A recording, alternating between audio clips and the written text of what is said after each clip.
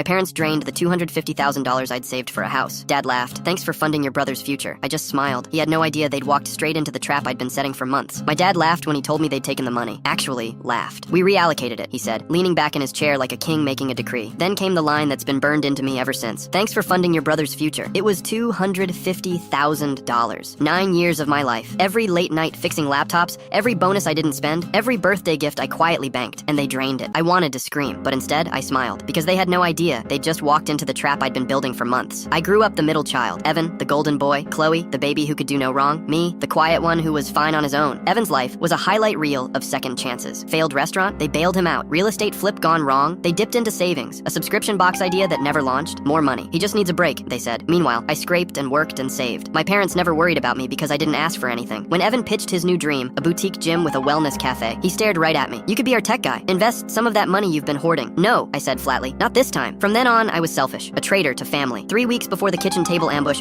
I logged into my account and felt my chest cave. The balance was zero, every cent gone. A single transfer into an account I didn't recognize. I confronted them that night. My mom crossed her arms. It's done. We had to make an executive decision for the good of the family. Dad leaned back, smirked, and dropped his little bomb. Thanks for funding your brother's future. I smiled, hands trembling under the table. Because the account they drained wasn't my real savings. It was bait. For months, I'd been moving my actual money into an LLC account. Meanwhile, I documented everything. Texts guilting me, conversations where they pressured me, emails about helping family. I played along, nodded through Evan's bragging, asked questions, even sent a polite email. As your silent investor, I expect monthly reports. Mom replied, of course, honey. Perfect. Written proof. At the gym's soft launch, while they toasted champagne, I slipped into the office. In minutes, I'd copied vendor invoices, membership contracts, even photos of overdue bills scribbled on a whiteboard. Need more cash by the 15th. Evan bragged about imported weights while I tucked a flash drive into my pocket. 2 weeks later, Evan called. His voice wasn't cocky anymore. It was desperate. Ryan, we need more money. Flooring contractors threatening to walk. Equipment lease is due. If we don't get it, this place is done. Send me the financials first, I said. This isn't Shark Tank. You don't get to make demands. You owe me. That was it. The breaking point. That night, I sent the email. $250,000 repayment in 14 days, or I file for fraud, alert the bank, suppliers, and the landlord. Evidence attached. CC'd everyone. The fallout came fast. Mom called, sobbing. You can't do this. He has kids. You took my money, I said flatly. This is me asking nicely. Day 10, suppliers flagged the account. Day 12, contractors prepared liens. Day 14, no repayment. So I pulled the trigger. Fraud report filed, lawsuit letter sent, vendors and landlords CC'd. The implosion was spectacular. Within a week, the gym was padlocked, equipment repossessed, contractors unpaid, lease terminated. And suddenly, my parents weren't smug. They were quiet. My dad came to my room one night, shoulders slumped. We can't pay you back. It's gone. I know, I said, sliding him a notarized agreement. The family cabin, their prized heirloom, signed over to me in lieu of repayment. He stared, then signed. That weekend, I drove to the cabin alone. The lake was still. My coffee steamed in the morning air. I thought about Dad's laugh, about his smug little line. Thanks for funding your brother's future. I smiled to myself, because the only future I funded was mine.